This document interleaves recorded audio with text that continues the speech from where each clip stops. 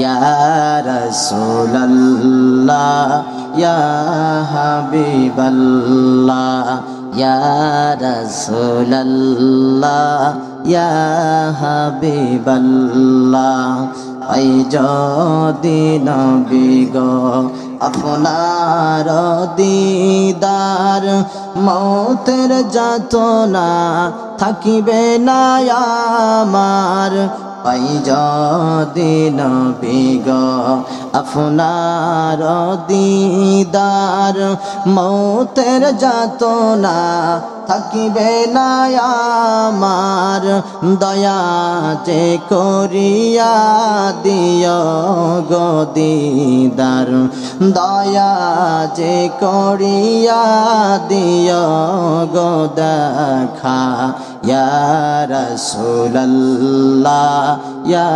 হাবিবাল্লাহ ইয়া রাসূলুল্লাহ।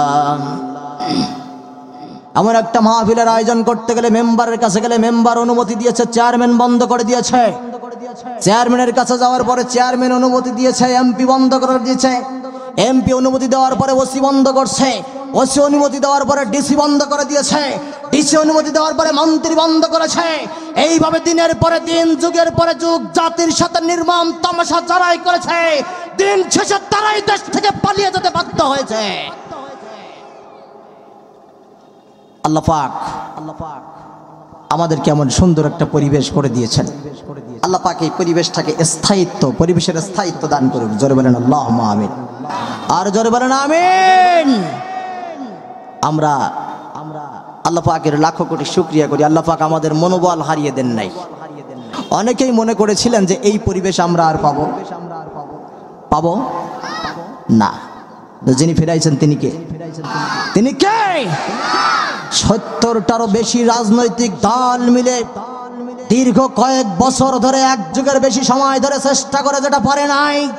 সর্বশেষ আল্লাহর ফয়সালা যখন হয়েছে, কোথার থেকে যেন এক ঝাঁক কোরআনের সৈনিকের মতো, আবাবিল পাখির মতো ছাত্রদের বুক পেতে দেওয়ার কারণে আজকে বাংলার জমিনে মানুষের স্বাধীনতা আল্লাহ ফিরাই দিয়েছেন। আমরা স্বাধীনভাবে চলার এবং বলার সুযোগ খুঁজে পেয়েছি। কথা বলেন ঠিক কিনা?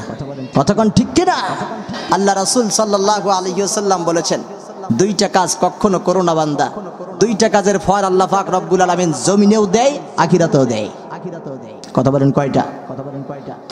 এক নম্বরে আল্লাহ রাসূল বলছেন, বাবা মাকে কখনো কষ্ট দিও না, কারণ বাবা মাকে যে কষ্ট দেবে, যে কষ্টে দেওয়ার কারণে যে ভোগান্তি, যে পাপ করার কারণে তার যে সাজা, এটা সে দুনিয়ায়ও পাবে, আখিরাতেও পাবে। দুই নাম্বার হলো জুলুম, নির্যাতন। আল্লাহ রাসূল বলছে, মানুষের উপর জুলুম করো না, নির্যাতন করো না বান্দা। যদি আল্লাহকে ভুলে, আল্লাহর বিধানকে ভুলে মানুষের উপর জুলুম আর নির্যাতন তুমি চালিয়ে যাও, তোমার উপর এমন নির্মম কালো অন্ধকার নেমে আসবে, জাতির শ্রেষ্ঠ নিকৃষ্ট বিদায় তোমার হয়ে যাবে। কথা বলেন ঠিক কিনা? ইতিহাস লক্ষ্য করেন, জাতির সবচেয়ে শ্রেষ্ঠ বড় বড় মাতব্বর যারা ছিল, শ্রেষ্ঠ জুলুমকারী যারা ছিল, সবচেয়ে নিকৃষ্ট বিদায় আর নির্মম নিকৃষ্ট মৃত্যু আল্লাহ পাক তাদেরকে দিয়েছেন। ঠিক না? একটু লক্ষ্য করে দেখেন তো, ফেরাউন ক্ষমতা কম ছিল, তার কম ছিল, টাকা পয়সা কম ছিল, প্রশাসন কম ছিল, লোকটা বড় ছিল না ছোট ছিল? হ্যাঁ, 7 ফিটেরও বেশি লম্বা, শুধু বড় না। আচ্ছা বলেন তো, এত বড় মানুষ এ কি পানিতে ডুবে মরার কথা? আপনার আমার এলাকায় অনেক সময় সংবাদ আসে, আল্লাহ হেফাজত করুক, অনেক সময় সংবাদ আসে ছোট্ট বাচ্চা 3 বছর, 2.5 বছর, 2 বছর বয়স পানিতে ডুবে মারা গেছে। আসে না? তো 7 ফিট লম্বা মানুষ পানিতে ডুবে কি মরার কথা? আল্লাহ পাক বলে, আমার সাথে দুশমনি করেছিস, আমার নবীর সাথে দুশমনি করেছিস, এমন নির্মম মৃত্যু তোরে দেব। 1400 বছর পরে যে মঞ্চে যায় হুজুররা বলবে, ফেরাউনের মতো মানুষকে আল্লাহ পানিতে চুবাইয়া মারছে। ফেরাউনকে যখন আল্লাহ পাক ফেরেশতা দিয়ে পানিতে চুবানি খাওয়াচ্ছে, ফেরাউন একবার সাগরের নিচে যায়, একবার উপরে ওঠে। শেষ পর্যন্ত ফেরাউন দাবি করলো আনা মিনাল মুসলিমিন, আল্লাহ আমি তো মুসলমান, তুমি আরে বাঁচাও না, আরে তুমি এত মারো কেন? আল্লাহর দয়া কম না বেশি? কথা কন না কেন, কন না বেশি? জিবরাইল আলাইহিস সালাতু ওয়াস সালাম ডাক দিয়ে বলেন, ওগো রাসূল, আমি যখন ফেরাউনের গর্দান ধরে যখন পানির নিচে চুবনি খাওয়াচ্ছিলাম, পানি খাওয়াচ্ছিলাম চুবায়া চুবায়া, একবার ফেরাউন পানির নিচে যায়, একবার পানির উপরে ওঠে আর বলে আল্লাহ ওয়া আনা মিনাল মুসলিমিন, আমার তুমি বাঁচাও, আমি তো মুসলমান। ওগো হুজুর, আল্লাহর দয়ার তো কমতি নাই। একজন মানুষ গুনাহ করতে করতে গুনায় জর্জরিত হয়ে গেছে, সর্বশেষ মৃত্যুর পূর্বে আল্লাহকে মন থেকে আল্লাহ বলে যদি একবার ডাক মারে, আল্লাহ তো তারে মাফ করে দেয়। সুবহানাল্লাহ বলেন। হুজুর আমি চিন্তা করলাম, ফেরাউন যখন বলল আল্লাহ আমার তুমি বাঁচাও, কারণ হলো মূসা যে আল্লাহর উপর ঈমান এনেছে, আমি ফেরাউন এই মুহূর্তে আমিও সেই আল্লাহর উপর ঈমান আনলাম। বদমাইশ মরার সময়ও কথাটা একবারে ক্লিয়ার করে বলি নাই যে আল্লাহ তোমার উপর ঈমান আনলাম। মরার পূর্বেও ফেরাউনের কথা ছিল আল্লাহ মূসা যে আল্লাহর উপর ঈমান আনিছে, আমি ওই আল্লাহর উপর ঈমান আনলাম। মানে ফেরাউনের কথায় বোঝা যায় আল্লাহ আরো দুই একজন আছে, ঠিক কিনা? ঠিক কিনা? হযরত জিবরাইল আলাইহিস সালাতু ওয়াস সালাম নবীকে ডাক দিয়ে বলে, বন্ধু আমি যখন দেখলাম ফেরাউন বারবার বলছি মূসার খোদা, তোমার উপর মূসা ঈমান আনার কারণে তুমি মূসাকে নদী পার করে দিয়েছ, আমিও সেই মূসার উপর ঈমান আনলাম। আর ওয়া আনা মিনাল মুসলিমিন, আমি তো মুসলমানের পরও তুমি আমারে মারো কেন? আল্লাহ তুমি আমারে বাঁচাও। জিবরাইল আলাইহিস সালাতু ওয়াস সালাম ডাক দিয়ে বলেন, ওগো রাসূল, আমি ওই মুহূর্তে চিন্তা করলাম যে এই মানুষটা সারা জীবন মুসারে জ্বালাইলো, যেই মানুষটা সারা জীবন ইসলামওয়ালা, কোরআনওয়ালা, পাগড়িওয়ালা, জুব্বাওয়ালা, পাঞ্জাবিওয়ালা মানুষদেরকে সারা জীবন জ্বালাইলো, ঘরে থাকতে দেয় নাই। আল্লাহ রাব্বুল আলামিনের দয়ার তো অভাব নাই। মৃত্যুর শেষ মুহূর্তে মন থেকে যদি একবার ডেকে ফেলে, ও আল্লাহ আমি তোমার উপর ঈমান আনলাম, রাব্বুল আলামিন ফেরাউনকেও হয়তো মাফ করে দিতে পারে। ওগো রাসূল, আমি ওই সময় চিন্তা করলাম এই সুযোগ ফেরাউনকে আমি দেব না। আমি দেখলাম ফেরাউন যখন বারবার নতজানু হচ্ছে আর নিজের অপরাধ স্বীকার করতেছে, আল্লাহ মূসার আল্লাহর উপর আমি ঈমান আনলাম, আর আমি তো মুসলমান, ওয়া আনা মিনাল মুসলিমিন, আল্লাহ তুমি আমারে বাঁচাও। আমি চিন্তা করলাম ফেরাউন কথার ঢঙ্গে একটু পরিবর্তন করে যদি বলে ফেলে, আল্লাহ আমি তোমার উপর ঈমান আনলাম আর মুসলমান হয়ে গেলাম, তুমি আরে বাঁচাও, আল্লাহর দয়া যদি হয়ে যায় আল্লাহ হয়তো ফেরাউনকেও মাফ করে দিতে পারে। এজন্য মৃত্যুর পূর্ব মুহূর্তে ফেরাউন এই কথা যেন বলতে না পারে, এই কারণে আমি সমুদ্রের তলদেশে হাতখানা ঢুকাই দিলাম, হাতের মধ্যে যত মাটি আসছে সবগুলো মাটি আমি উঠাই নিলাম, আর ফেরাউনের মুখের মধ্যে আমি মাটি চাপা দিতে লাগলাম, যাতে করে এত বড় জালিম, এত বড় ফেরাউন যেন মৃত্যুর সময় তওবা করে আল্লাহর কাছ থেকে ক্ষমা নিতে না পারে, এজন্য মরার সময় যেন আপনা পায়। কিন্তু আমরা নবীর উম্মত, আল্লাহ রাসূল বলছেন মরণের লক্ষণ প্রকাশ হয়ে গেছে, এই লোকটা মরে যাবে আর বাঁচবে না। এতটুকু জায়গা যাওয়ার আগ পর্যন্ত সময় তার জন্য ফাঁকা। যদি আল্লাহকে আল্লাহ বলে মন থেকে ডাক দেয়, আল্লাহ তারে মাফ করে দিবে। বলেন না সুবহানাল্লাহ। সম্মানিত হাজিরিন, এত বড় ফেরাউন, এই ফেরাউনের কি শক্তি কম ছিল না বেশি ছিল? আল্লাহ বলছে তুই আমার গোলামদেরকে জ্বালাইছিস, তুই আমার পৃথিবীতে অশান্তি সৃষ্টি করেছিস, বিশৃঙ্খলা সৃষ্টি করেছিস, আমি আল্লাহ ইতিহাসের পাতায় তোর মরণটা এত নিচু মানের মরণ দেবো, সারা জীবন মানুষ তোরে মনে রাখবে। এজন্য আল্লাহ ছোট বাচ্চার মতো তারে পানিতে চুবাইয়া চুবাইয়া মারছে। নমরুদ নাম শুনেছেন না? যিনি গোটা পৃথিবী শাসন করেছেন, ঘুরে বেড়িয়েছেন অমুসলিমদের থেকে। এত বড় ক্ষমতাধর নমরুদ, আল্লাহ তার মৃত্যুটা কেমন দিয়েছেন? আল্লাহ রাসূল বলছেন, বান্দা জুলুম করো না, মানুষের উপর জুলুম করো না, অত্যাচার করো না, নির্যাতন করো না, করুণ পরিণতি তোমার হবে। নমরুদ এই বিধান মানলো না, সর্বশেষ গেছে ইব্রাহিম আলাইহিস সালাতু ওয়াস সালামের সাথে কোনোভাবে আটতে না পারায় বলে, ইব্রাহিম তোমারে বাঁচায় কোন আল্লাহ? সেই আল্লাহর সাথে যুদ্ধ হবে। বলেন নাউযুবিল্লাহ, বলেন না নাউযুবিল্লাহ। আমাদের সমাজের অনেক নেতা ছিল না, বলতো খেলা হবে, হ্যাঁ বলতো কি না? বলতো খেলা হবে। নমরুদও বলেছিল যে ইব্রাহিম খেলা হবে, তোমার আল্লাহর সৈন্যদেরকে ডাকো, এরাও বলতো খেলা হবে। কি নিকৃষ্ট মনের মানুষ আল্লাহওয়ালাদের বিরুদ্ধে প্রকাশ্যে বলে খেলা হবে। আমি মেনে নিলাম যে খেলা হবে, কিন্তু এই লোকটা যদি সুস্থ সবল একটা মানুষ দাঁড়িয়ে বলতো খেলা হবে, দিয়ে তুই এমন মানুষ, তারে উঠাইতে দুইজন মানুষ লাগে। আল্লাহু আকবার, আল্লাহু আকবার। আরেকজন মাঠে ময়দানে নারায়ণগঞ্জের মানুষ, তিনি বলতেন খেলা হবে। আবার তিনি বলতেন যে প্রতি রাকাতে 70 থেকে 80 রাকাত নফল নামাজ পড়ি। এত বড় আল্লাহর ওলি জমিনে থাকার দরকার ছিল কি না? নমরুদের মতো এত বড় শক্তিধর একজন মানুষ আল্লাহ তার মিত্রতাকে দিয়েছেন। আল্লাহর সাথে যখন পাল্লা দিয়ে যুদ্ধ করতে গেল, ইব্রাহিম আলাইহিস সালাতু ওয়াস সালাম ডাক দিয়ে বলে, ও আল্লাহ, নমরুদকে তুমি এমন করুণ একটা মৃত্যু দাও যাতে গোটা বিশ্বের মানুষ মনে রাখতে পারে, স্মরণীয় একটা মৃত্যু তুমি দাও। আল্লাহ বলে, ইব্রাহিম একটু পরামর্শ দাও তো, নমরুদকে কোন কোয়ালিটিতে মারলে হয়? ইব্রাহিম আলাইহিস সালাতু ওয়াস সালাম বলে, আল্লাহ, নমরুদকে কোন কোয়ালিটিতে মারবা এটা তো আমি বলতে পারবো না, কিন্তু তোমারে বলি তুমি এমন ভাবে নমরুদকে মারো, এমন শক্তি দিয়ে নমরুদকে মারো যেই শক্তির কোনো শক্তিই নাই। বলেন আল্লাহু আকবার। যেই শক্তির কোনো শক্তি নেই। আল্লাহ কয় ঠিক আছে। নমরুদ যখন ইব্রাহিম আলাইহিস সালামের সাথে আল্লাহর সৈন্যের সাথে খেলতে গেল আর লড়াই করতে গেল, রব্বুল আলামিন কোত্থেকে এক ঝাঁক মশাকে অর্ডার করলেন, মশারারে আমার ইব্রাহিম দোয়া করেছে এমন একটা শক্তি দিয়ে নমরুদকে মারবা যেই শক্তির কোনো শক্তি নাই। মশা, তোদেরকে আমি অনুমতি দিলাম, তোদের কোনো শক্তি নাই, মানুষের গায়ে বসার আগে, মানুষ টাচ করার আগে তোরা গলে ফেটে চূর্ণ বিচূর্ণ হয়ে যাস, তোরা যা, তোদের মাধ্যমে আজকে আমি নমরুদকে মারতে চাই। বলেন সুবহানাল্লাহ। নমরুদ দেখতে পেল কোত্থেকে এক ঝাঁক কালো অন্ধকারের মতো মশার দল ছুটে আসলো আর নমরুদের সব বাহিনীকে মারতে থাকলো, খাইতে থাকলো।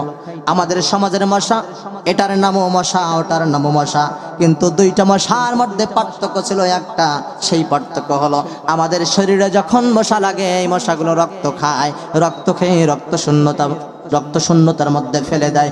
আর ইব্রাহিম আলাইহিস সালামকে সহযোগিতা করে নমরুদকে ডুবাই দেওয়ার জন্য আল্লাহ যেই মশা পাঠিয়ে দিয়েছিলেন, ওই মশাটা শুধু রক্ত খায় না, ওই মশা মানুষের শরীর থেকে মাংসগুলো, মাথার ভিতরের মগজগুলো পর্যন্ত খেয়ে কাঠামটা বাহির করে ফেলে। নমরুদ দেখতে পেল একা আধারে মশা আসতে আসতে সব সৈন্য সমান্তর শরীরের সমস্ত মাংস গোশতগুলো সব খেয়ে একবারে কাঠাম বাহির করে দিচ্ছে। নমরুদ চিন্তা করলো, আহারে, আমি তো ওদের লিডার, আমি তো ওদের নেতা, আমি যদি এখানে আর বেশিক্ষণ দাঁড়াই, মশা যদি আমারে দেখতে পায় আমারও ছাড়বে না। কারণ নমরুদ বুঝতে পারছে মশা আসছে কার পক্ষ থেকে। আওয়াজ দিয়ে বলেন কার পক্ষ থেকে? আল্লাহর পক্ষ থেকে। কলিজার ভাইরা আমার, কিতাবের মধ্যে আসছেন নমরুদ এবার বাড়ির দিকে ছুটতেছে। নমরুদ বাড়ির দিকে ছুটে, একটা মশাও নমরুদের পিছু পিছু ছুটে। কিন্তু আশ্চর্যজনক ব্যাপার হলো আল্লাহ পাক রব্বুল আলামিন এমন শক্তি দিয়েছেন যেই শক্তির নিজের কোনো শক্তি নাই। নমরুদের পিছনে পিছনে ছুটে পারে না, দৌড়ে পারে না, কারণ মশাটার পায়ের জায়গায় পা ছিল না, পাখার জায়গায় পাখা ছিল না, খোড়া ল্যাংলা বোবা। আমাদের সমাজে অসংখ্য মানুষের ভিতর থেকে কিছু মানুষ আল্লাহ পাক রব্বুল আলামিন প্রতিবন্ধী বানায়া দেয়, যারা সোজাভাবে হাঁটতে পারে না। আল্লাহ সবাইকে সুস্থতা দান করুক, বলেন আমিন। আমাদেরকে আল্লাহ সুস্থ রেখেছেন, এজন্য প্রশংসা করি, বলি আলহামদুলিল্লাহ। কিছু মানুষকে রব্বুল আলামিন চোখের প্রতিবন্ধকতা দিয়েছেন, শরীরের দেহের প্রতিবন্ধকতা দিয়েছেন, সোজা হয়ে হাঁটতে পারে না। ওই মশার দলের ভিতরে একটা মশা ছিল যেই মশাটা সোজা হয়ে হাঁটতে পারে না, পায়ের জায়গায় পা নেই, পাখার জায়গায় পাখা নেই। আল্লাহ রাব্বুল আলামিন বলেন, ইব্রাহিম দোয়া করছে দুর্বল একটা শক্তি দিয়ে নমরুদকে মারতে হবে। আমি আল্লাহ রাব্বুল আলামিন এই ল্যাংলা মশা, খোড়া মশা, তোর তো শক্তির নাই, তারপরে তোরে আরো বেশি শক্তি নাই, তুই যা নমরুদের পিছনে ছুটে ছুটে নমরুদকে ধরা, নমরুদকে শেষ কর। কিতাবের মধ্যে আসছে মশা যখন নমরুদের পিছু পিছু ছুটে পারে না, মশা ছুটতেছে, নমরুদও ছুটে, কিন্তু নমরুদ দূরে চলে যায়। মাথায় মশা ছুটতে পারে না। আল্লাহর কাছে মশা হাত তুলে দোয়া করে, রব্বুল আলামিন এই শরীর নিয়ে দেহ নিয়ে নমরুদের পিছু পিছু আমি দৌড়াইতে পারবো না, আমার পাওয়ারটা আমার শক্তিটা আল্লাহ তুমি একটু বাড়াইয়া দাও যাতে করে আমি নমরুদকে আঁকড়ে ধরতে পারি। মশার শরীরের মধ্যে আল্লাহ রাব্বুল আলামিন পাওয়ার দিলেন, যখন নমরুদের পিছু পিছু 100% গতিতে মশা ছুটতে শুরু করলো, তখন ছুটতে ছুটতে নমরুদকে মাত্র ধরে ফেললো তো শুধু ধরলো না, নাকের ভিতর দিয়ে এক টান দিয়ে মাথার মগজের ভিতরে চলে গেছে। বলেন আল্লাহু আকবার। এই মশা তো আলাদা মশা, রক্ত খাওয়া মশা না, মাংস খায়, গোশত খায়, হাড় হাড্ডি গুলো বাগির করে ফাঁকা করে দেয়। নমরুদের মাথার ভিতরের মগজগুলো আস্তে করে খাওয়া শুরু করে দিয়েছে। আপনারা বলেন তো, মাথার ভিতরের মগজগুলো মশায় যদি খেয়ে ফাঁকা করে দেয় তাহলে ভিতরে কি আর কিছু থাকে? মানুষ কি আর বাঁচে? মাথার ভিতরে মগজ খাইতে খাইতে সবগুলো খাওয়া যখন শেষ হয়ে গেছে, নমরুদ যন্ত্রণার আত্মচিৎকার আর সহ্য করতে পারে না। নমরুদ বলে, আমাকে বাঁচানোর জন্য কর্মচারী রাখ, যে আমার মাথার সারাক্ষণ আঘাত করবে, কারণ মাথায় যতক্ষণ আঘাত করা হয় আল্লাহ রাব্বুল আলামিন এমন যন্ত্রণা নমরুদের ভিতরে দিয়েছে, আমার গোলামদেরকে, আমার উম্মতদেরকে যে জ্বালান জ্বালাইছি, তোর উপর শাস্তি হলো তোর মাথায় যতক্ষণ আঘাত করবে ততক্ষণ তোর যন্ত্রণা মুক্ত হবে। সারাক্ষণ তোর মাথায় বাড়াইতে থাকবে, পরিবারের লোকজন অতিষ্ঠ হয়ে যায়। সর্বশেষ বেতন দিয়া কর্মচারী রাখা হলো, যে সে শুধু নমরুদের মাথায় আঘাত করতে থাকবে, কারণ আঘাত করা ছাড়া তো যন্ত্রণা কমে না। বলেন আল্লাহু আকবার। সারাক্ষণ নমরুদের মাথায় আঘাত করেন, কর্মচারীও বিরক্ত হয়ে যায়। কিতাবের মধ্যে আসছে, কর্মচারীও বিরক্ত হয়ে গেছে, আর সহ্য করতে পারে না। একটু যেই মাত্র বিরতি দিয়েছে, নমরুদ বলে, কোথায় গেলি রে, মাথায় একটা বাড়ি মার। কিতাবের মধ্যে আসছে, হাতের মাথায় কিছু ছিল না। কর্মচারী ডাক দিয়ে বলে, নেতা, হাত দিয়ে বাড়াইয়া আর তো পারা যায় না, হাত তো আর বাজে না, বলেন তো দেখি কি দিয়া বাড়ি মারব। নমরুদ ডাক দিয়ে বলে, কি দিয়া বাড়ি মারবি ওটা তো আমি জানি না, যন্ত্রণা নিবানোর জন্য হাতের কাছে যা আছে তাই দিয়ে মার। বলেন আল্লাহু আকবার। হাতের কাছে যা আছে ওইটা দিয়ে মার। কর্মচারী ডাইনে তাকায়, বামে তাকায়, সামনে তাকায়, পিছে তাকায়, দেখে হাতের মাথায় জুতো ছাড়া আর কিছু নাই। বলেন না আল্লাহু আকবার। গোটা বিশ্বের প্রেসিডেন্ট, গোটা বিশ্ব শাসন করেছেন, এমন নেতাকে মারার জন্য এই জুতার বাড়ি খাওয়ার ব্যবস্থা কে করেছেন? আওয়াজ দিয়ে বলেন, কে করেছেন? আল্লাহ রাসূল বলেন, জুলুম করো না বান্দা, নির্যাতন করো না বান্দা, এমন করুণ পরিণতি তোমার হবে, পালিয়ে দেশের বাইরে যেও বাঁচতে পারবে না। কোনো না কোনো সময় এমন আসবে, দুনিয়া থেকে অত্যাচারের ফলাফল তোমাকে নিয়ে যাওয়া লাগবে। কিতাবের মধ্যে পাওয়া যায়, নমরুদের সেই কর্মচারী হঠাৎ করে পাশ থেকে জুতা নিয়ে নমরুদের মাথার মধ্যে যেই মাত্র আঘাত করেছে, আঘাত করার সঙ্গে সঙ্গে কুমড়ার ভিতরে যদি কোনো মাল সামানা না থাকে, কুমড়ার ভিতরে যদি কোনো দানা বিচি কিচ্ছু না থাকে, কুমড়াটা আছাড় মারলে যেমন ভেঙে দুই ভাগ হয়ে যায়, নমরুদের মাথাটা মুহূর্তের মধ্যে ভেঙে দুই ভাগ হয়ে গেছে। আশপাশের মানুষগুলো দেখে কি আশ্চর্য ব্যাপার, আছাড় মাথা ফেটে যাওয়ার সাথে সাথে ল্যাংলা মশাটা উড়ে দূরে চলে যায়, কিন্তু নমরুদের মাথার ভিতরে এক টুকরা ঘিলু মজক বলতে কিচ্ছু নাই। এই পরিণতি তারা কে করেছেন? কে করেছেন? আল্লাহ পাক বলছে, আল্লাহ রাসূল বলছেন, জুলুম করো না, নির্যাতন করো না, মানুষের সাথে অন্যায় করো না, তোমারও পরিণতি এমন হতে পারে। ঠিক কিনা? ঠিক কিনা? আর এটা বোঝার জন্যই তো আল্লাহ পাক যুগে যুগে এমন ঘটনা ঘটাইছে। আমার কলিজার বায়ানা, আমার দিকে কান লাগান, মনোযোগ দিয়ে শোনেন। আমি যে আয়াতে কারিমা তেলাওয়াত করেছি সূরাতুল মুমিনুনের একবারে ছোট্ট একটা আয়াত, প্রথম আয়াত, কদ আফলাহাল মুমিনুন।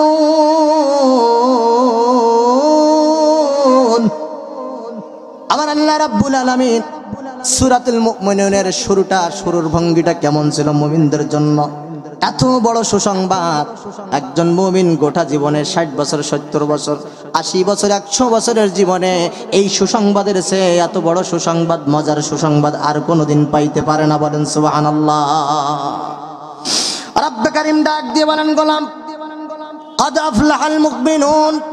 আল্লাহ রাব্বুল আমিন বলছেন, বান্দা টেনশন করিস না, চিন্তা করিস না, বিচলিত হয়ে যাস না, হতাশ হয়ে যাস না, নিরাশ হয়ে যাস না, আমার পক্ষে লড়াই আর সংগ্রাম চালিয়ে যা।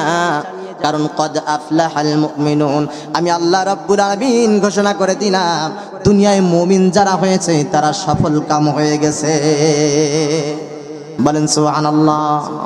এত ছোট্ট একটা কথা বোঝার জন্য অনেকক্ষণ অনুশীলন আমার করা লেগেছে। আমি অনেক চিন্তা করেছি, অনেক গবেষণা করেছি, অনেক তাফসীর পড়েছি। ছোট্ট একটা আয়াত কদ আফলাহাল মুমিনুন, এতটুকু কথার আমি আশ্চর্য হয়ে গেলাম। দুনিয়ায় বেঁচে থাকা অবস্থায় রব্বুল আলামিন কেমন সুসংবাদ দিলেন, কদ আফলাহাল মুমিনুন। আল্লাহ বলছেন মুমিন যারা হয়েছে তোমরা সফল কাম হয়ে গেছো। সফল কাম হয়ে গেছো মানে তোমরা জান্নাত পেয়ে গেছো। সুবহানাল্লাহ বলেন, আর জোরে বলেন না সুবহানাল্লাহ। জান্নাত পাওয়ার মতো সুসংবাদ, সুবহানাল্লাহ আসতে হবে না জোরে হবে? আওয়াজ দিয়ে বলেন না সুবহানাল্লাহ। আমি চিন্তা করলাম, আরে আমরা তো বেশি আছি, আর মুমিনদেরকে কেমন সুসংবাদ আল্লাহ পাক দিচ্ছেন। দুনিয়ার মুমিনেরা, তোমরা যারা মুমিন হয়েছো তোমরা সফল কাম হয়ে গেছো। আশ্চর্যজনক ব্যাপার। আল্লাহ পাক বলতে পারতেন, ও পৃথিবীর মুমিনেরা তোমরা শুনে নাও, তোমরা সফলতার দিকে এগিয়ে যাচ্ছ, তোমরা সফল কাম হবে, চিন্তা করো না, তোমরা সফলতা পাবে। কিন্তু না, আল্লাহ পাক রব্বুল আলামিন কোন রকম পেঁয়াজগোস না দিয়া সরাসরি বললেন কদ আফলাহাল মুমিনুন, মুমিন তোমরা সফল কাম হয়ে গেছো। পড়েন সুবহানাল্লাহ। মানে মুমিন হয়েছো, তোমরা জান্নাত পেয়ে গেছো। সুবহানাল্লাহ। কিতাবের মধ্যে পাওয়া যায় এই আয়াত যখন নাজিল হয়েছে আল্লাহ রাসূল তখন মক্কায়, মাক্কি সূরা, আল্লাহর নবী তখন মক্কায় অবস্থান করতেছেন। কোন প্রেক্ষিতে রব্বুল আলামিন এত বড় সুসংবাদ দিলেন কদ আফলাহাল মুমিনুন, দুনিয়ার মুমিন যারা তোমরা সফল কাম হয়ে গেছো। অবস্থাটা কেমন ছিল? কিতাবের মধ্যে আসছে এই আয়াত যখন নাজিল হয় মক্কার জমিনের অবস্থা তখন এমন ছিল, মুসলমানের সংখ্যা বেশি ছিল না, অল্প কয়েকজন মুসলমান নিয়ে নবীজি মক্কায় থাকতেন। এমন অবস্থা মুসলমানদের কালিমা পড়ার কারণে, নামাজ পড়ার কারণে, আল্লাহকে ডাকার কারণে তাদের উপর নির্মম নির্যাতন চলতেছিল। এমন নির্যাতন ইতিহাসের পাতাকেও হার মানাইয়ে দেয়। এত নির্যাতন মানুষ সহ্য করতে পারতেছে না। হযরত খাব্বাব রাদিয়াল্লাহু তাআলা আনহু শরীরের মধ্যে লোহার চিরুনি দিয়ে মাংসগুলো আছড়ে আছড়ে আলাদা করে হাড় হাড্ডিগুলো বাগির করা হচ্ছে। হযরত বেলাল রাদিয়াল্লাহু তাআলা আনহুকে গলার মধ্যে রশি লাগাইয়া মরুভূমির উত্তপ্ত বালুর উপর দিয়ে টানাটানি শুরু করে দিয়েছে। পিঠের চামড়াগুলো উঠে উঠে পাথর পর্যন্ত রক্তে লাল হয়ে যাচ্ছে। উমাইয়া নামক নিষ্ঠুর পাপিষ্ঠ বেলালকে এত কষ্টের মধ্যে ফেলছে। সুমাইয়া রাদিয়াল্লাহু তাআলা আনহাকে ইসলামের প্রথম শহীদ মহিলাদের ভিতরে তাকে বানায় দেওয়া হচ্ছে। ইয়াসা রাদিয়াল্লাহু তাআলা আনহুর পরিবারকে, গোটা পরিবারকে ধ্বংস করে দেওয়া হচ্ছে। মুসলমানরা বাইরে বাগিনী হতে পারে না, মুসলমানরা টিকতে পারে না। আবু বকর রাদিয়াল্লাহু তাআলা আনহু মক্কার জমিনের শ্রেষ্ঠ ধনী থাকার পরও এই শ্রেষ্ঠ ধনীর কাতার থেকে একটা একটা করে বিলাইতে বিলাইতে পথের ফকির হয়ে যাওয়ার মতো হয়েছে। এমন পরিস্থিতি যখন হয়েছে, একদিন আবু বকর রাদিয়াল্লাহু তাআলা আনহুকে তার একজন বন্ধু ডাক দিয়ে বলে, বন্ধু আবু বকর তুমি শোনো, একসাথে ব্যবসা করতাম, একসাথে বাণিজ্য করতাম, আজকে দেখো আমার 10টার জায়গায় 20টা ব্যবসা হয়েছে, তোমার তো 20টার জায়গায় সব হারিয়ে পথের ফকির হয়ে গেছ, কোথায় যাচ্ছ তোমরা?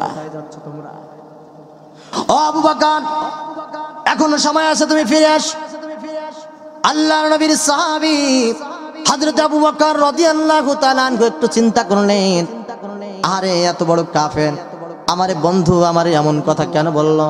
আর তার কথা তো সত্য কথা, কারণ আমার তো 10টা ব্যবসা ছিল, সব কিছু ইসলামের জন্য দিতে দিতে এখন তো পথের ফকির হয়ে গেছি।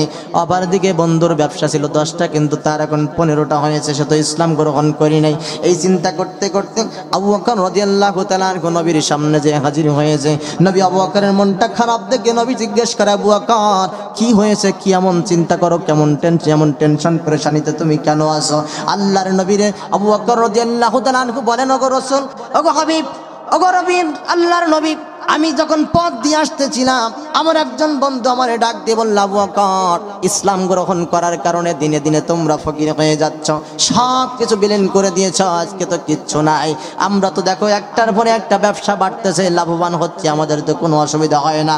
আল্লাহ রাব্বুল আলামিন ডাক দিয়ে বলেন, আবু বকর এই কারণেই মনে হয় কিছুক্ষণ আগে জিবরাইল আমাকে আয়াত দিয়ে বলে গেছে, কদ আফলাহাল মুমিনুন। আওয়াজ দিয়ে পড়েন না সুবহানাল্লাহ। ওগো আবু বকর, তোমার বাড়ি শেষ, তোমার সব কিছু শেষ হয়ে গেল, পথের ফকির হয়ে গেছো, কিন্তু তুমি বিফল হয়ে যাও নাই। আল্লাহ রাব্বুল আলামিন ডাক দিয়ে বলছেন, ও আবু বকর, তুমি সফলতা পেয়ে গেছো, মানে তুমি জান্নাত পেয়ে গেছো। সুবহানাল্লাহ, সুবহানাল্লাহ। হযরত খাব্বাব রাদিয়াল্লাহু তাআলা আনহু মারের পরে মার খায়, সহ্য করতে পারে না। বেলাল রাদিয়াল্লাহু তাআলা আনহুর উপর কঠোর নির্যাতন চলে। উমাইয়ার দাসী গোলাম হিসাবে বেলাল যখন জীবন জিন্দেগি পার করতেছেন, ঘরের ভিতরে দরজা লাগাই দিয়ে বেলালকে পিটানো হয়। মরুভূমির উত্তপ্ত পাথরগুলো বুকের ওপর চাপা দিয়ে ঘন্টার পরে ঘন্টা রৌদ্রের তাপের ভিতরে বেলালকে চিৎ করে শোয়ায় রাখা হয়। ঘোড়ার পায়ের সাথে পাটা লাগায়া ঘোড়া ছুটাইয়া বেলালকে কষ্ট দেওয়া হয়। চাবুকের পর চাবুক, প্রহারের পরে প্রহার। হযরত বেলাল আকাশের দিকে তাকায়, হাত লম্বা করে দিয়ে ডাক দিয়ে বলে, রব্বুল আলামিন, ইসলাম গ্রহণ করার কারণে এত কঠোর নির্যাতন আমার উপর নেমে আসে, আল্লাহ সহ্য করতে পারি না, ধৈর্য ধরার মতো সুযোগ দাও। বেলাল চিৎকার করে, বেলালের আত্মচিৎকার বাতাসের মাধ্যমে ভেসে ভেসে নবীর কানের ভিতরে, নবীর কণ্ঠ, নবীর শ্রবণ শক্তিতে ধারণ করে ফেলে। নবী শুনতে পায়, হযরত বেলাল চিৎকার করে আর আল্লাহকে ডেকে বলে, আল্লাহ, আল্লাহ, তুমি আমার বাঁচাও, তুমি আমার বাঁচাও, বাঁচানোর মতো কেউ নাই। মসজিদে নববীর বারান্দায় বসে আল্লাহর নবী চোখের পানি মোবারক ছেড়ে ছেড়ে কাঁদতেছেন, দাড়ি ভিজে ভিজে পানিগুলো পড়ে যাচ্ছে। হযরত আবু বকর রাদিয়াল্লাহু তাআলা আনহু পার দিয়ে যায়, ওগো নবী, কি হলো আজকে আপনি এমন করে কাঁদতেছেন কেন? কারণটা কি? মনটা কেন আপনার খারাপ? নবী ডাক দিয়ে বলে, আবু বকর, সবাই মক্কার জমিনে ঘুরে বেড়ায়, মার খেলো, নির্যাতন সহ্য করলো, ওমরের মতো, বেলালের মতো নির্যাতন কারো উপর আমাদের আসে নাই। এত নির্যাতন আর তো সহ্য হয় না। ও আবু বকর, আমার বেলাল কান্দে, আর বেলালের কান্নার অবস্থা বাতাসের মধ্যে ভেসে ভেসে আমার কানের ভিতরে চলে আসে। আমি রাসূল সহ্য করতে পারি না, সইতে পারি না। হযরত আবু বকর রাদিয়াল্লাহু তাআলা আনহু কিছুক্ষণ আগে স্ত্রীর হাতের মধ্যে সব সম্পত্তিগুলো ইসলামের রাস্তায় বিলীন করে দিয়া ছোট্ট একটা পুটলিতে কয়েকটা মোহর নিয়া স্ত্রীর হাতের মধ্যে ধরাই দিয়ে রেখে আসছে, আর বলে আসছে, স্ত্রীরে, এটা গচ্ছিতে রাখো, সব কিছু ইসলামের জন্য দিয়ে দিলাম, তোমার কাছে এগুলো আমানত গচ্ছিত হিসাবে রাখলাম, যদি কখনো প্রয়োজন পড়ে চাওয়ার সাথে সাথে তুমি দিয়ে দিবা। আবু বকর রাদিয়াল্লাহু তাআলা আনহু নবীর চোখে পানি দেখে আর সহ্য করতে পারলো না, ছুটতেছে বাড়ির দিকে। স্ত্রীকে ডাক দিয়ে বলে, স্ত্রী রে, আর সময় নেওয়া যাবে না, জলদি করে যেই মোহরের প্যাকেটটা তোর কাছে দিয়েছিলাম, প্যাকেটটারে আমার হাতের মধ্যে ধরাইয়া দে। স্ত্রী ডাক দিয়ে বলে, স্বামী গো, কিছুক্ষণ আগেই তো আপনি প্যাকেটটা আমার কাছে দিয়ে গেছেন, হঠাৎ করে অল্প সময়ের ভিতরে আবার কেন আসলেন? আর এইটুকু সম্পদ ছাড়া তো আমাদের আর কিচ্ছু নাই, এটা আবার আপনি কারে দিবেন? হযরত আবু বকর ডাক দিয়ে বলে, কাউরে দেব না, শুধুমাত্র নবীর চোখের পানি মুছে দেওয়ার জন্য এতটুকু সম্পদ আমার ঘরের ভিতরে আমি রাখতে চাই না। আমার নবী বেলালের জন্য কান্দে। বেলাল আল্লাহর কাছে হাত তুলে কাঁদতেছে। বেলালের কান্নার আওয়াজ নবীর কানের ভিতরে প্রবেশ করতেছে। আর নবী মসজিদে নববীর বারান্দায় বসে বসে একা একা অসহায় এতিমের মতো বসে, হতভাগার মতো বসে বসে কাঁদতেছে।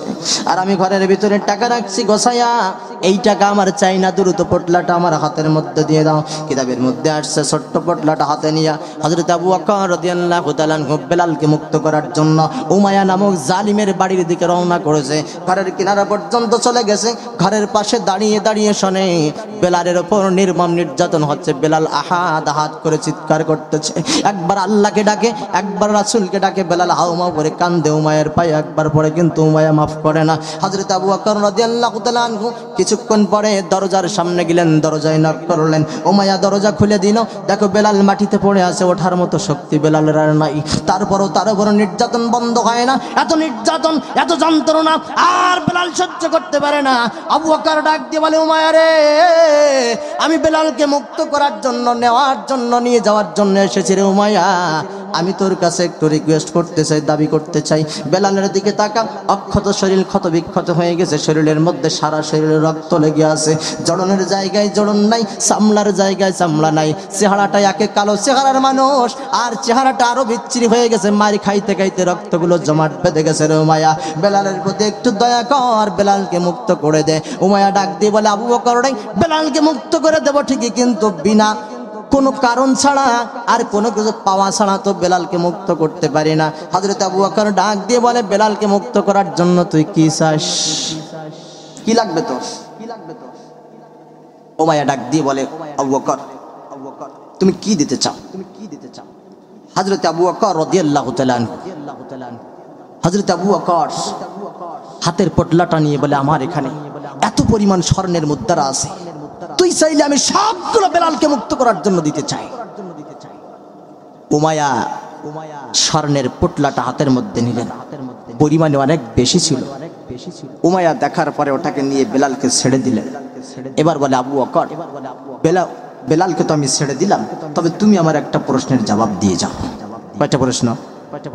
জোরে বলেন কয়টা? আমার একটা প্রশ্নের জবাব দিয়ে যাও। হযরত আবু বকর ডাক দিয়ে বলেন, ও উমাইয়া, বেলালকে ছেড়ে তো দিয়েছিস, কি এমন প্রশ্ন তুই করতে চাস? উমাইয়া ডাক দিয়ে বলে, আবু বকর রে, এতগুলো টাকার বিনিময়ে, এতগুলো সম্পদের বিনিময়ে এমন একজন মানুষকে তুমি নিতে আসছো যেই মানুষটা মারি খাইতে খাইতে আর হেঁটে চলার ক্ষমতা নাই। এমন একটা মানুষকে তুমি কিনতে আসছো, ক্রয় করতে আসছো যেই মানুষটার চেহারা সুন্দর না, কালো কুচকুচি রঙের, তারপরে মারি খাইতে খাইতে চেহারার দিকে আর তাকানোর মতো অবস্থা নাই। এমন একটা মানুষকে তুমি নিয়ে আসছো মরুভূমির উপর দিয়ে ঘোড়ার পায়ের সঙ্গে রশি দিয়ে বেঁধে টানার কারণে শরীরের অঙ্গ প্রত্যঙ্গগুলো একবারে জড়নগুলো জয়েন্টগুলো সব ছাড়িয়ে গেছে। এত নিম্নমানের একজন মানুষকে নেওয়ার জন্য কি জন্য তুমি এত টাকা দিয়ে তারা নিতে আসছো? তুমি কি বোকা নাকি? আমরা তো তোমার চালাক মনে করতাম। হযরত আবু বকর ডাক দিয়ে বলে, উমাইয়া রে, আমি শুধু বেলালকে টাকার দিকে আর তার শরীরের দিকে তাকাই নেওয়ার জন্য আসি নাই। আমি একজন মুসলমান, আর বেলাল হলো আমার কলিজার ভাই। আমার ঘরের ভিতরে টাকা থাকবে, ব্যাগের ভিতরে পটলার ভিতরে টাকা থাকবে, আর আমার কলিজার ভাইটা কষ্ট পাবে।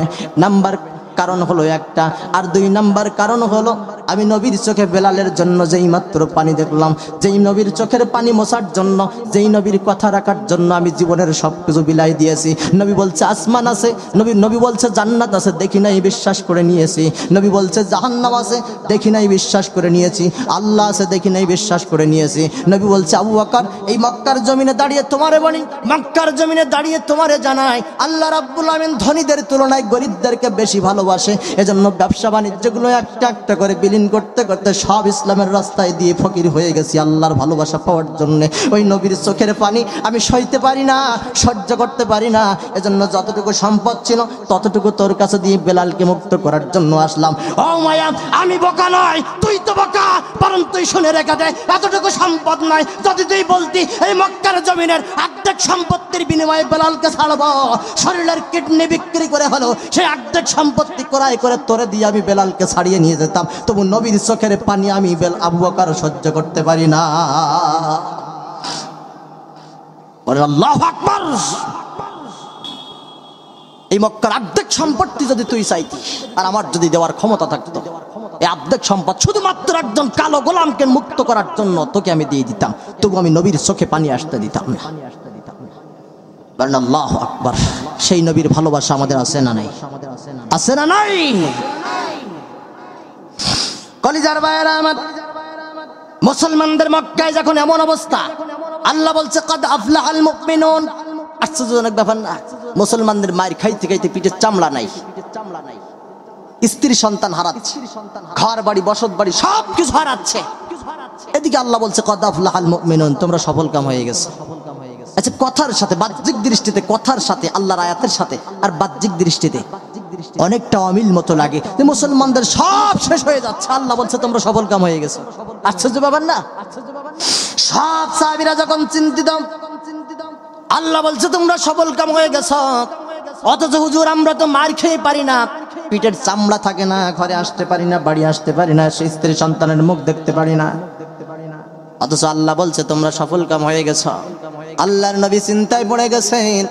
জিবরাইল আলাইহিস সালাতু ওয়াস সালাম চলে আসলেন, ইয়া রাসূলুল্লাহ টেনশন কইরেন না, আপনার সাহাবীদের মনটা শান্ত করার জন্য, কেমন সফল কাম হয়েছে একটু বোঝানোর জন্য আল্লাহ রাব্বুল আলামিন একটু নমুনা বলেছেন। আপনি আপনার সাহাবীদেরকে ডাক দেন, ডাক দিয়ে বলেন আবু বকর আনতা জান্নাতি, ওমর আনতা জান্নাতি, ওসমান আনতা জান্নাতি, আলী আনতা জান্নাতি, তালহা জান্নাতি, খুবাইব জান্নাতি, জুবাইর জান্নাতি, খাব্বাব জান্নাতি। 10 জন সাহাবীর নাম ধরে আল্লাহ রাসূল মক্কার জমিনে 10 জন সাহাবীর নাম ধরে ধরে বললেন, দুনিয়ার জমিনে তোমরা সবকিছু বিলীন করে দিয়েছো, কিন্তু আল্লাহ বলছে তোমরা সফল কাম হয়ে গেছো, তোমরা সফল কাম হয়ে গেছোই, তার কারণ হলো তোমরা জান্নাত পেয়ে গেছো। আওয়াজ দিয়ে পড়েন সুবহানাল্লাহ। এখন বলেন যে এই ব্যক্তির পিছনে জান্নাত আছে, ওই ব্যক্তি সফল না বিফল? জমিনে লক্ষ কোটি টাকার মালিক, বড় বড় রাষ্ট্রের মালিক, বড় বড় ক্ষমতার মালিক, সব কিছু যার আছে, কিন্তু জান্নাতীদের নামের তালিকায় যদি নাম না থাকে তার কোনো কিছু কাজে লাগবে নাকি? কোনো কিছু কাজে লাগবে? আপনাদেরকে প্রশ্ন করি, আপনারা বুঝতে পারবেন এবং উত্তর দিতে পারবেন। আওয়াজ দিয়ে বলেন তো, মক্কার এই পৃথিবীর জমিনে সবচেয়ে ধনী ব্যক্তি অমুসলিম না মুসলিম? অমুসলিম। জোরে বলেন। বিল গেটসকে দিয়ে বলি, এখন মনে হয় উনি নাই, আরেকজন উঠে গেছে। কি নাম জানো? একজন উঠে গেছে, এখন পেপারে দেখতেছিলাম মাঝে একদিন। তো বিল গেটসকে দিয়ে বলি, এই বিল গেটস এর এত টাকা, নিজের সম্পত্তির হিসাব নিজে জানে, কিন্তু এত টাকার পরেও আল্লাহ যদি শান্তি না দেয়, শান্তি থাকে? থাকে। এত টাকা থাকার পরে বউ নাই, আউট হয়ে গেছে।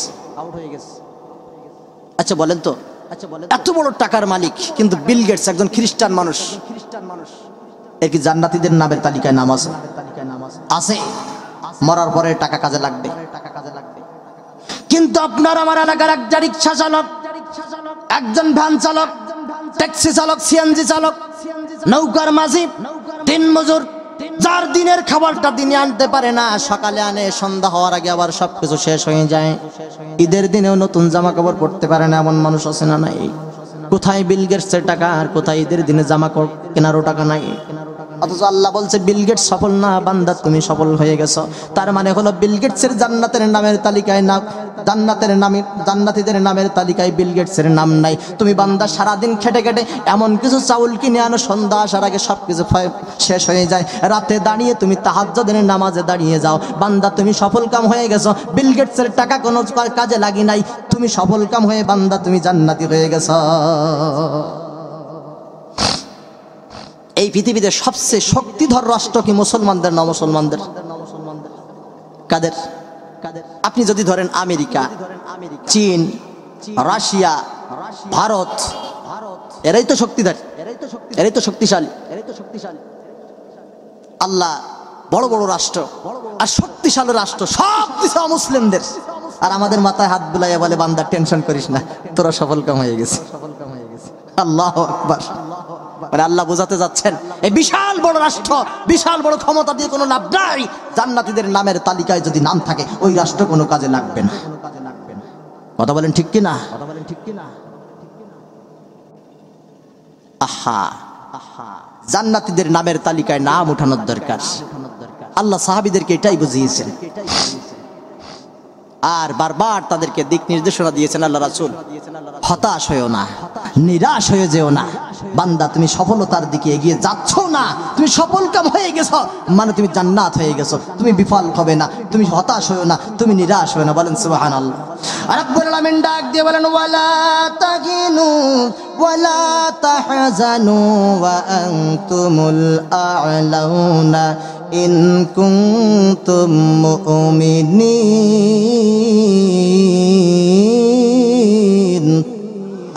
আল্লাহ ডাক দিয়ে বলে, বান্দা ওয়ালা তাহিনু ওয়ালা তাহজান, চিন্তা করো না, টেনশন করো না, হতাশ হয়ে যেও না, নিরাশ হয়ে যেও না। বান্দা ঈমান যদি তোমার থাকে, মুমিন যদি তুমি হতে পারো, চিন্তা করার কোনো কারণ নাই।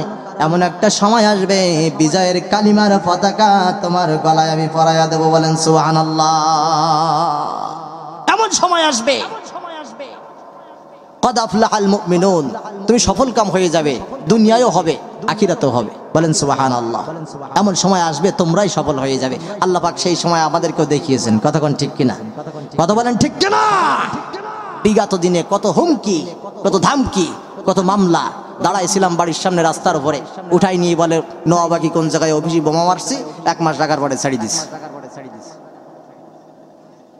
আহা, আফসোস লাগে, আফসোস লাগে। 1 মাস রাখছে বিনা কারণে, এটাই আফসোস লাগে না। আফসোস আমার আরেকটা জায়গায়। আমি যখন জানতে পারলাম যে আমার মামলাটা কি দিছে, পাশ থেকে একজন বললো যে রসিকতা। বলো ঠিক আছে, অপরাধটা কি? কোন জায়গায় নাকি ওদের অফিসে বোমা মারছে। তা আমার আফসোস হলো তখন যে বোমা যদি মারলাম, বোমা যখন মারলাম, 2-4টি নিয়ে কেন মারতে পারলাম না? ফাঁকা জায়গায় মারতে গেলাম কি করি, এইটাই আমার আফসোস। এটা কি করলাম, হায় হায় হায় হায়। বিনা অজুহাতে মানুষগুলো এটা ধরে নিয়ে যায় আর বলে যে বোমা বানানোর সরঞ্জাম গুলির কুটু পাওয়া গেছে। বেলজ যাইতি কোথাকার।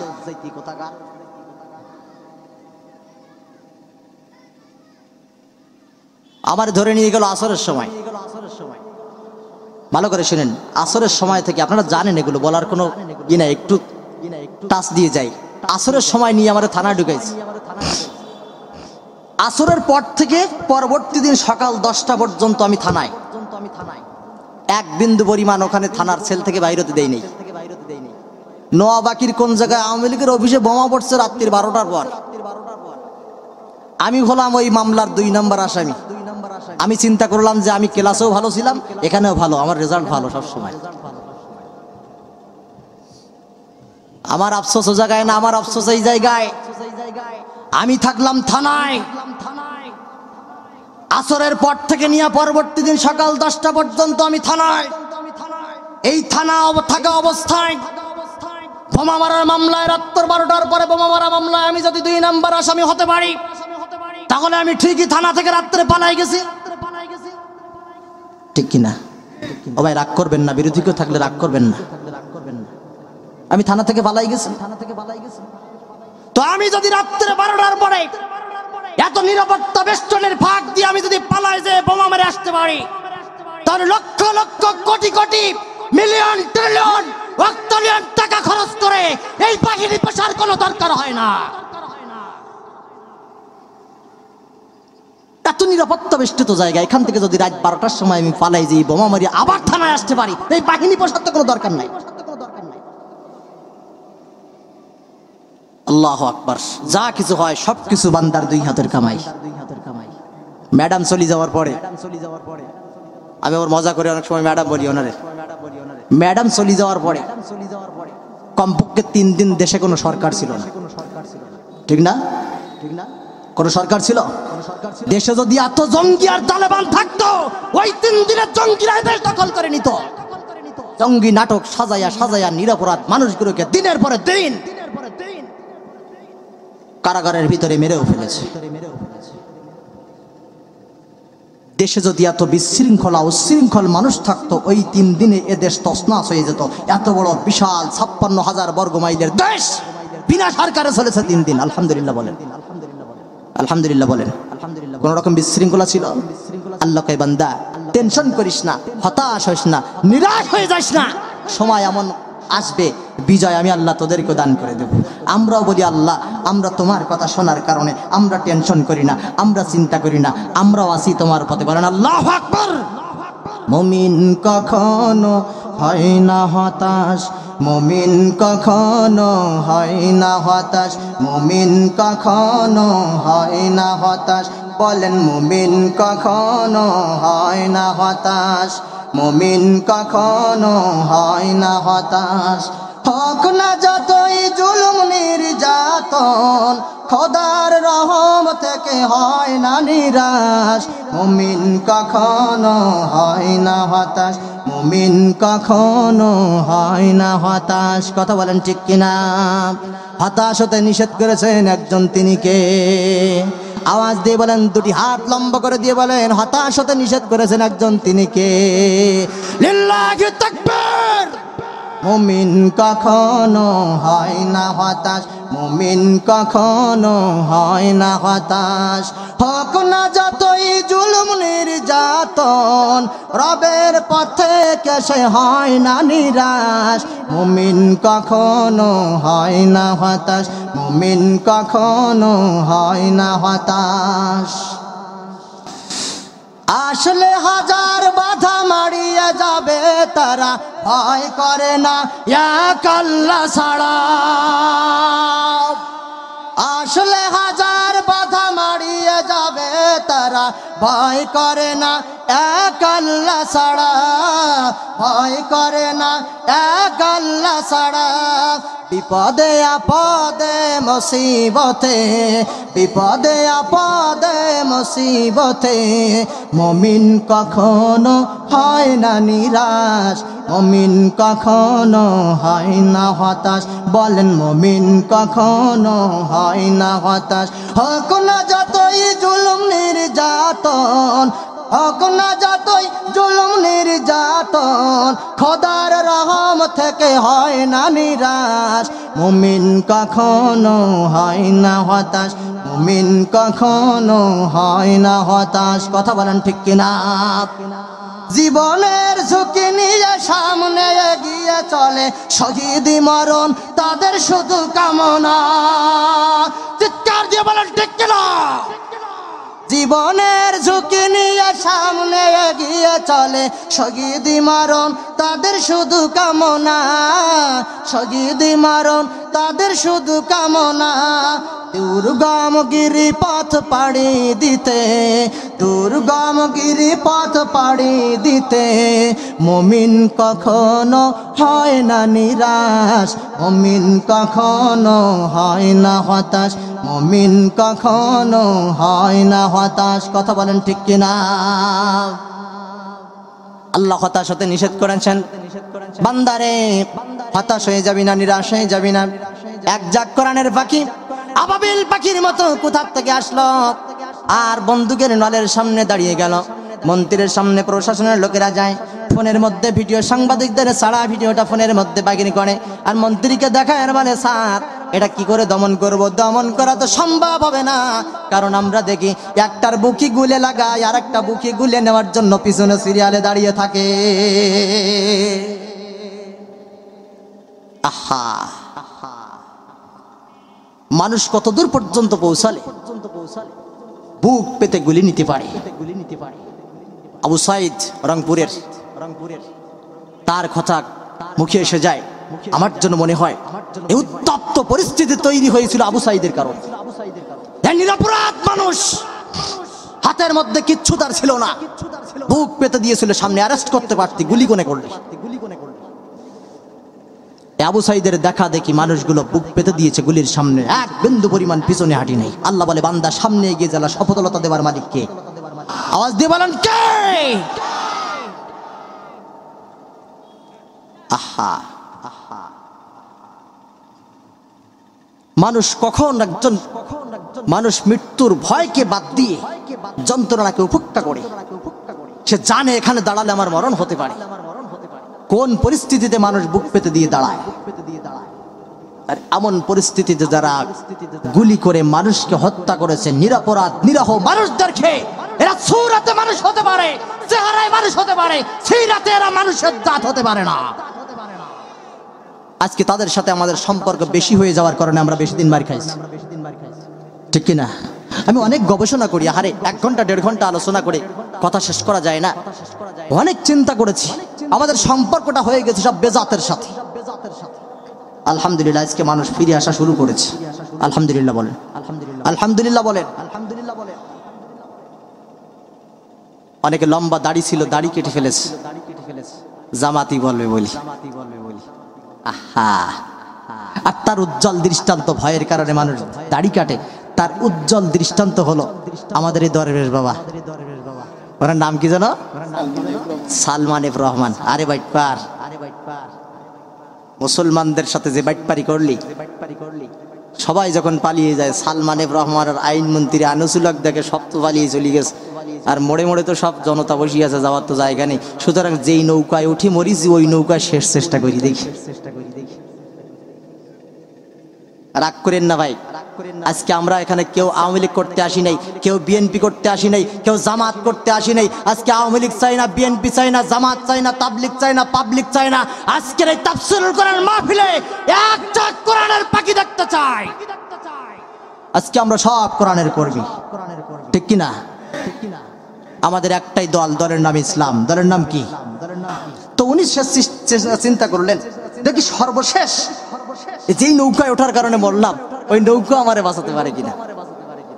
আইনমন্ত্রী এক মাথায়, আর দরবেশ বাবা আরেক মাথায়, লম্বা দাড়ি কাইটা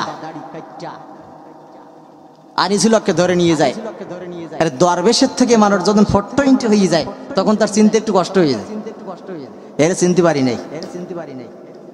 আইন মন্ত্রীরা যখন ছাগলের মতো রশি দিয়া বাইজনা টেনে নিয়ে যায়, বলে আমি একা যাবো কেন, আমার জাত ভাই তো পাশে আছে। জাত ভাই কে? দরবেশ বাবা সালমান এফ রহমান। বলে ওনার তো কিচ্ছু নাই, সব তো ক্লিন করা। বলে ভয়ের সাথে সব কাটিয়ে লাইছে।